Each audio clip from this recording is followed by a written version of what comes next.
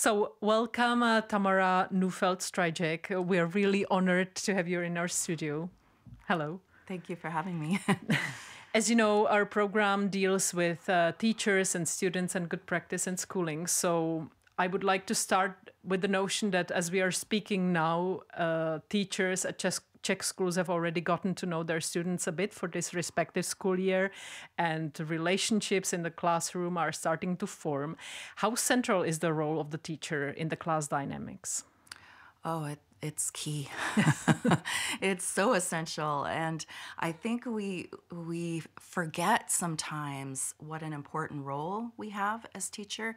We can often feel like our students' attention can be pulled in so many different directions and so many different places, and technology and their peers and things that are going on at home or in their world. And they may look like they don't need the teacher. They may look like they're doing okay, or maybe they're not looking like they're doing okay, but they're not looking to the teacher. And yet the teacher has such an important role in providing safety in the classroom and providing a sense of belonging and connection. Yes, I guess the short answer is very important. Very important, but in a sense that it's an authority that the young people need at this development stage, or is it a person that can provide a safe relationship that they can somehow relate to? I'd say it's a combination, because we think, when you think about it, it's someone who can be in the lead in a way that can say, I've got this. I know what's happening. This is how your day is going to unfold. But at the same time, there's a sense of caring. There's a sense of, I'm taking care of you and your needs. I see what you need. Now, you're not necessarily saying this out loud, right? But it's that mode of being in the classroom where you take your position as, I am the one to look to and to orient around. And so it's not in a harsh way, but more in a way that you're trying to collect the attention of the students, and not only the attention, but the endearment of, and so that they have the sense of that they matter. They matter to you and in that classroom setting. However, many teachers could argue that their role is to facilitate cognitive development, education to the kids, and not to be their secondary parent or a caring person or play a role model. Or do we require the teachers to play such a role? Well, this is a tricky one, right? Because yes, I agree, but how do we get there? How does a child get to the place where they are receptive to learning? And that's the part that we have kind of neglected to look at over, for a certain period of time, where we assumed that if we just teach, the child will be receptive to that learning and they'll take it in. But it turns out there's a lot of other things going on underneath the surface. And if you have a child that is coming in an alarmed state, meaning, we all have an alarm system, right? So it's meant to kind of alert us if there's a threat or a danger, and it's just how we are designed. And so if you have a child who is in that alarm state, who's, say, coming in, maybe it's a little too early for them and it's hard for them to leave home for such a long stretch. Maybe there's something else alarming going on in their life. Well, our world, there's a lot of alarming things that can be happening. And if they're coming in that state to the school, to the classroom, they're actually not in a place where they can take anything in. And so often it's understanding what are the conditions that we need to learn for the cognition to be able to focus on anything. We actually need to have our alarm system down. We need to be, our parasympathetic nervous system needs to be activated. It's our system of rest and digesting food, but also information. And it's how it translates into learning. And so we have to back it up. I guess that's the tricky part of it, right? Is we have to back it up to say, okay, but how do we teach? How do we educate? How does that land for students? It actually is only, it's one of two ways. It's either through the relationship where the guard can come down a little bit, the alarm can come down, and they can be receptive to learning. Or if it's in the play mode, which means that they're not alarmed because of having to perform or having to get things right, which of course is our whole education system, right? So this is the challenge. So there's these two ways, but we try to go there directly instead of providing the conditions. So play and safety, safe relationship. And that's also very central in your book, Reclaiming Our Students, Why Children Are More Anxious, Aggressive, and Shut Down Than Ever. Exactly. You pivot around the role of a safe relationship to an adult that is crucial for a healthy development of a child's mind. And when applied to school, can you show what difference that can make when kids can psychologically lean on their teachers, where teachers exactly are there and they provide this safe relationship? Yeah.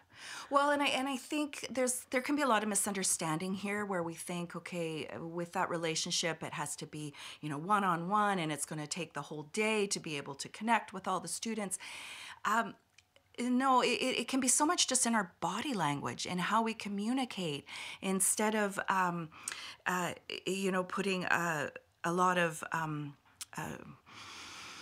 shame or focus on getting things right, and if they get things wrong, and then there's some shame involved, and that you could see visibly that child will kind of just shrink, and that they won't want to say anything anymore. They won't want to, and so that safety is more. Can they show up as they are? Can they show up? Do they feel safe to ask questions? Do they feel safe to put up their hand? Do they feel safe? And so it can just be by the body language or the tone of voice of the teacher that could communicate that kind of safety that can make all the difference. And so it can be a matter of just having that child feel seen when they first come into the classroom, calling them by name, like some of these things that seem maybe really simple, but are actually really key for helping that child. If you use their name or what they did over the weekend, those little things that can help them feel like they matter, then they can rest a little bit. And that's what that means. Like that alarm just can come down a bit and they go, okay, I feel safe here. And then that opens them up to receive. As we were speaking, classrooms here in the Czech Republic usually have 23 to 27 kids. And it's, as you mentioned, it's not easy to build very individual relationships with such a bunch of kids. And also kids need the attention all the time, constantly. They fight and they compete to get your attention. So in these situations, how should the teachers proceed? If one of the students tries to steal all the attention of the teacher, are there any good recipes to that? Yeah, it's one of those things where one of our jobs as in that role is to notice what's happening, what are the dynamics that are happening, and then to try to get ahead of them. So if you notice there's one student that is always trying to get the attention, could you, in the next, maybe it's not right there immediately, but in the next little while, could you find somewhere where maybe you take them under your wing and it's their job to take attendance to the office, or they're helping you with some other little job, so that you actually can do it in a way that doesn't call attention in terms of the other students, where it's like, well, why do they get, you're just noticing that they need a little bit more. Or maybe it's starting the day right at the beginning of the day before everybody gets in, to be able to connect with them. So then they're not always looking, because as soon as you can fill that need, then they can be released from it for a while. That doesn't mean they might not come back periodically, but there is a sense of, how do we get there first? How do we get there first? And so very often it's reading the dynamics and saying, who seems to need a little extra here? And then how do we find a creative way to provide that? This is our outside the classroom work, where we're kind of trying to think, how could I do this? How could I bring them in? How could I help them feel like they're connected, even if I'm still working with all the other students? when teachers cannot live up to this requirement to be there for the kids like fully, and let's say the family situation is dire, who else at school can typically give this safe relationship to the kids? Such a good question, because we're not meant to do this alone. We're not meant, and where I am in Canada, we have classrooms of 30 students, and it is hard. I do training for educators, and it is a challenge, and we're not meant to be on our own. And so we need the team. And often when I'm doing this work, I'm trying to help build that team. Is it the person who they come and see in first thing in the morning? Is it the librarian at the school? Is there a coach? Is there a music teacher? Is there somewhere... The cook, maybe. The cook. Oh, exactly. I actually seen, there's a beautiful story in Canada, close to where I live, of a school where it was the school janitor, the one who cleaned up, who was the one who had developed this incredible relationship with some teens who were really struggling. And he became their safe person. And so, it's making those, sometimes matchmaking, if we know and we see, okay, this child needs a little bit more, maybe they need a run around outside. Can we engage the physical education teacher to maybe they can take on at lunch, playing soccer or football or something like that? What do they need, and who else can we engage? Maybe it's music and they need to go play the drums, or maybe they should be the lead in the school play because they have that kind of energy, right? And we want to harness it instead of making them feel badly. What happens? You already mentioned that, but could you elaborate a little bit more on what happens to the child's brain when they're exposed to situations where they feel unsafe? Now, I'm not talking about war or let's say some kind of crisis, but a regular everyday in a peaceful country. Yeah. Well, and that's what we don't understand very well, because we forget that, coming back to the alarm system. So what happens when the whole idea with our alarm system is that it gets activated anytime we feel unsafe. So that could be, for example, I had a girl, when I was a school counselor, I had a young woman,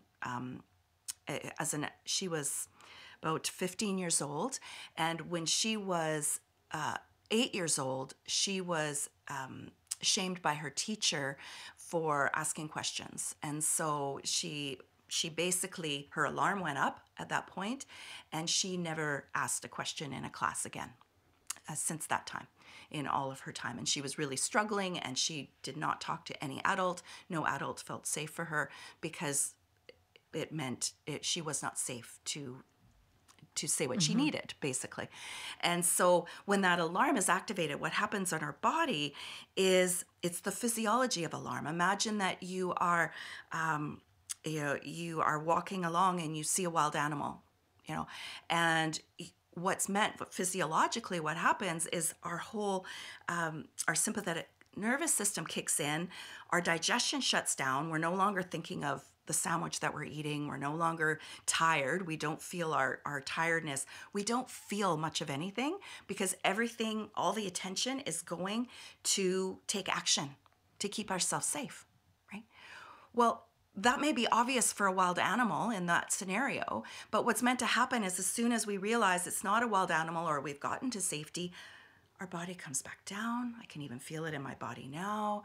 Now hunger comes back. Now I was a little bit tired before. And that state of rest is actually where we learn, is not in a state of alarm. So that is where our brain, now all of a sudden, the neurons can start firing, they start making connections again, instead of it just being survival. How do we survive? How do we survive? So physiologically, we want to be in that state of rest, in that parasympathetic, to be able to take in new information, for it to land, for us to be able to engage with our classmates in a way that isn't emotionally driven, so to speak. That was a nice explanation. Thank you. Now, in the title of your book, you also ask why children are more anxious, aggressive, and shut down. I want to speak more about this aggressive and shut down. We have seen violent kids lately at schools, even school shootings, or just very troublesome behavior in the classroom. From your experience, what is the best first step to open up a conversation with such a shut down student? Because I doubt that you can actually walk down to him or her and ask, hey, what's up? What's going on? Yeah. What is your problem? Tell me. You have to do it in a different way, I presume. Yeah. Well, you don't come at it directly. It's very much sideways or indirect, because the safety here is important, and that's the first piece, is the safety. I'll just go to the aggression for a moment, and then I can talk about the shutdown. But what happens when I said about emotionally driven before in my answer before, when we're emotionally driven, it means we're acting out of our emotion and not our feelings. So our feeling would be if we're conscious of what we're feeling, if we're aware that there's a signal coming from our emotions and our limbic system to our brain, then we go, well, I feel tired, I feel sad, I feel frustrated. But that doesn't mean, if we don't feel it, that doesn't mean it's not there. And what can happen is when the emotion is too much, when the brain says there's too much alarm here, there's too much frustration. Now, frustration is something we also experience. Things aren't working for us. Students in the classroom, maybe the environment isn't working for them. Maybe their home environment isn't working for them. Maybe just the setup of the classroom, how they're learning. Maybe their brain doesn't work the way that the lessons are being taught. That frustration can build and build. And if it keeps building, it needs to have a way out. It needs somewhere to go, or it needs to be released in realizing the futility of what isn't working in their life. So this is where, the sadness is key. We don't think about this, but we actually need to feel our disappointments. Oh, it's not going to work this way. And when we actually can feel that, we go, oh, you see my body language change. Like, oh, okay, it's not going to work this way. How else will it work? We don't get to how else will it work without going, oh. So where am I going with this? Okay. So what happens is that's a very vulnerable thing. And so you have a lot of children who are frustrated, who are not getting to their sadness and disappointment of what's not working in their life. And now the brain goes, okay, so now we're just not going to feel it. And so it defends them. So this is where the shutdown can happen, is that brain says, well, we're just not going to feel it.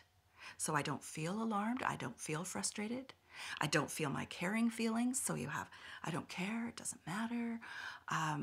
There is just a sense of disconnect. The emotion is still there, but they're disconnected from it. And then when that builds up and there's no feeling, they're caring feelings, now that frustration is going to erupt on whoever's there. Whoever's there. Maybe it's a sibling, maybe it's a classmate, maybe it's the pet, maybe it's the parent because they happen to be there all the time. And so whatever it is that's going to just provoke, you can have a child who's hugely frustrated at home, walk into the classroom, and just the first thing that happens, someone looks at them the wrong way, and boom. And you're trying to figure out, well, what happened? Well, that emotion was building up inside of them, and it didn't have a release, and it didn't have any. There was no safe place to sit with any of it. So this is the challenge often that we're dealing with, is the safety. Now, it's not that in the classroom we necessarily have a lot of space that we can do this either, but at least acknowledging, okay, I have a frustrated child. How can I help get that frustration out? Maybe we could do some scribbling before the class even starts. Scribbling can be a huge release. You mean like a diary type scribbling? Or? Yeah, or just a piece of paper with scribbling. That's one of our top activities in our book, is this scribble activity for all ages. I do this with adults too. It's scribble journaling, we call it, but it's just taking a dark marker and just scribble. Anything. Just scribble. Because what it does, words, no words, is it releases what it needs to come out. Mm-hmm. And often that will be enough to just bring the frustration down a little bit. In order to keep going. So that would be the play I'm talking about. That would be about the spaces where there's some room for it. But the relationship is what holds that space. Yeah, and also like exits for the emotions, providing exits for the emotions. Exactly, providing exits. And that's a lot of what we talk about in our book is what are some ways we can release it in a way that doesn't single out a child, doesn't make them feel like they're the problem. But you say, okay, you notice a few students struggling. Okay, everyone, pull out your paper. I'm going to put on the music, and for 3 minutes, I want you to scribble. And, and then the students are scribbling. Okay, all right. And maybe it's, okay, everyone, we're going to stop for a minute, and we're going to shake. And everybody just shake. And that's going to help get out the alarm energy and the frustrated energy. We don't need to know what it is, but it's just going to help all the students without singling anybody out. Can art play such a role? I mean, art at school? Yes, as long as it's not about the performance of it. And this is where I call it messy art, right? This is where we need messy art, where it's not about getting it right, coloring within the lines. So messy with an Y and not like the soccer player. Yes. Not Messier, but messy with a Y, yes. It can be such a beautiful gift. When I was younger, I always thought I had to get it right. So my drawings had to look perfect, and I stopped drawing. And so many children, once they realize how art is supposed to look, it shuts down. But if we can do it in an expressive way where we invite, let's make the ugliest monster we can, then that invites this expression, and that's where there's that safety can be felt. You have mentioned several times now that at the core there are always good and safe relationships and exit ways for emotions, as we just said. But if I should reverse the question, where is the end of this core? I mean, yes, teachers and students should try to develop good relationships, but one doesn't get to choose, and not everybody has to like everybody. When is it okay to say, okay, here is my limit? You mean in terms of relationships with the students? Yeah. I mean, I still respect you, but like personality-wise, we don't get along, for example. Yeah, no, what comes to mind is that as a school counselor, I had one student that I worked with that I had a really hard time finding. They just, something in them I reacted to. Often we can get this, they remind us of somebody, our younger brother or somebody like this, and where it's really hard. I think for me, what I realized is, one, I had to really try to find something that I liked. I really tried hard because I felt like all my students really needed that from me. But at the same time, I also found somebody else who could come alongside and had a heart that very genuinely could come alongside and help. And I introduced them to that person. And I said, this person really needs some extra attention. They need some extra help. And so that's where our team, where we can find somebody else to say, knowing that they still need someone who can have that. But I do think it's in us to stretch a little to where we find that place of we don't have to like them, but they have to feel like we care. Mm-hmm. Right? And but I do think it's very helpful if we can build other people into their life in the class, like in the school setting, that can take the pressure off it just being that one relationship, especially if we have a classroom of so many people. Are there other people that we can share that with? Where I'm heading is also that often people say that school should prepare the kids for the labor market, and one of the arguments is also you don't get to choose at the labor market at your job who are you going to work with. So shouldn't kids be trained for this as well at school? Coming from a totally all-embracing environment at school and then the jungle of the labor market? Well, actually, I think we misunderstand that too. Because when you look at, and I'm just going to talk about independence for a minute, even though those can be tricky words, right? But when you look at where that emergent energy and that ability to flourish in any environment and where they can live in the world comes from, is actually from a place of feeling safe. It's feeling like you have a home base. that you do have that sense that you can be yourself and you can try things out. And so if you have that environment, my colleague Hannah, who we wrote the book together, she went to a school that was where she could explore. It was more arts-based, and there was a sense that her teacher really got her. There was a lot of space. What that did, it was actually prepared her to go into other environments, because she could hold on to that relationship and go, yeah, I know I'm okay. I know I can do this. And it allows you to get into other situations when you get older, when you're in other situations where you may not have that same warmth, but you go, no, I can do this because I have confidence in myself, because I know so-and-so believes in me. I know that I've had an experience of this. So it's actually the other way around. We develop independence through our dependence, through our being able to lean and have a strong foundation and strong roots. That's where our wings grow. Yeah. Thank you. You also speak a lot about the role of mobile, social media, digital technologies in general. Do you think there should be more strict regulation on this when it comes to young people, young brains? Short answer, yes. Now a long one. Yeah. The research is coming in. I mean, I had my misgivings about this for probably the last decade or so, if not longer. But now we actually are seeing what's happening and how much it pulls our children out of orbit with the very people they need to be caring for them. And it is designed, these devices are designed to try to fabricate the very things that they need, but they don't give them what they need.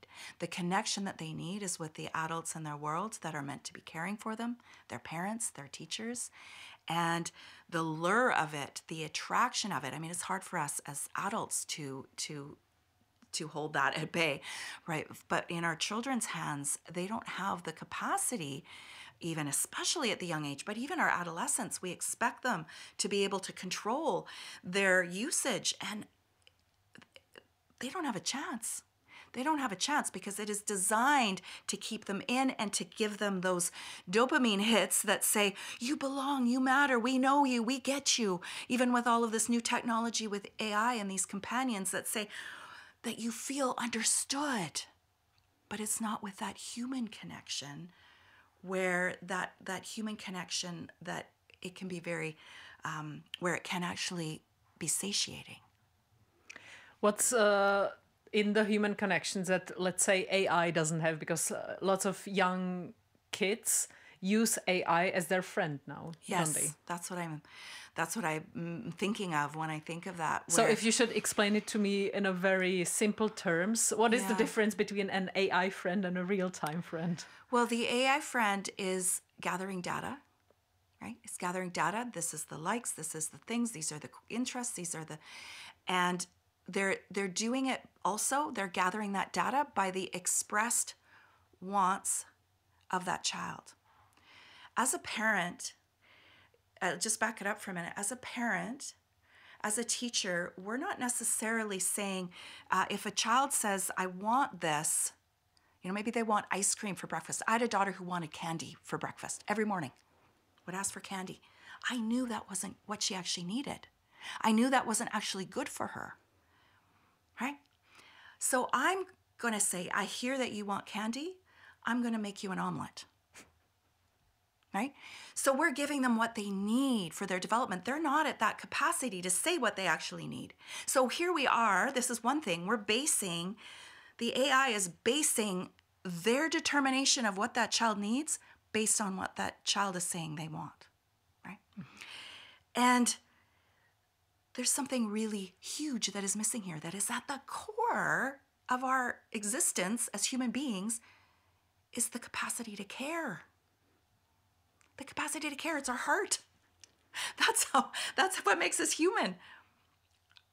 That's not possible when it comes to computing. It doesn't fit into the mathematics of the algorithm. I'm reading a book right now all about the algorithm and where this started from. And it's impossible to do this algorithm in this binary system, in this analog system for caring. That is a human thing, and we need that. Out of the scope of ones and zeros. Yes, exactly. It doesn't fit. So, last question. We started with teachers and kids, but let's move on to parents and kids. It sounds reasonable and nice that one should spend quality time with their kids and and really care for them. Yes, I don't doubt that, but also parents are under economic and time pressure themselves, and it's not easy always for them to be there for their kids all the time. Do you have any tips or recommendations how to set off time that is only for the family and everybody will be enjoying that? Yeah. There's, I think the biggest thing that we can do here is sometimes it's really hard to stop what's already happening and to cut out, it's more about adding in connection times. Can you make a family games night where all the devices go away? Can you make dinner time device free so that you can actually have a conversation maybe, or is there times that are already there? For me, the greatest gift that I could have for my children and for myself was I started reading to my children at nighttime before they went to bed.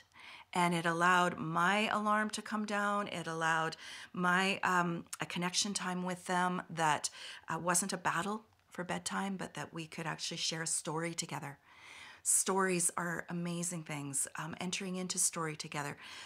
If they're already on their devices, find out what is it that they're engaged in, and can you enter in with them there? Start there and then pull them into a walk outside or being in nature. Being in nature is an amazing antidote to the technological screen-filled world that we're in.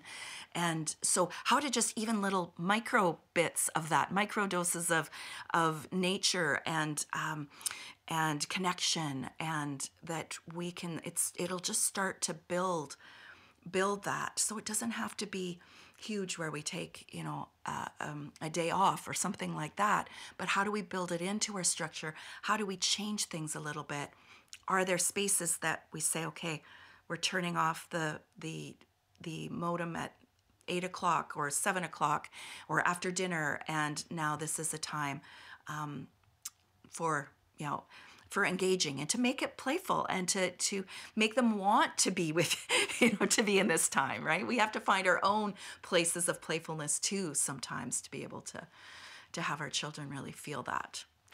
Tamara Neufeld Strijack, thank you so much for coming here, and it was a pleasure talking to you. Thank you so much for having me.